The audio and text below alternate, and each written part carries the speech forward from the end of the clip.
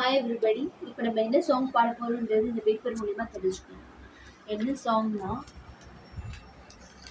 Vaseegara. Vaseegara song தான் பாட போகிறோம். So let's sing Vaseegara.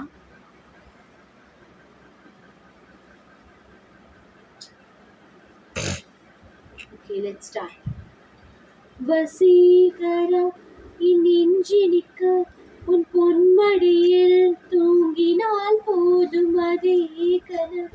என் கண்ணுறங்க உன் ஜென்மங்களின் ஏக்கங்கள் தீரும். நான் நேசிப்பதும் சுவாசிப்பதும் உன் தயவால்தான்.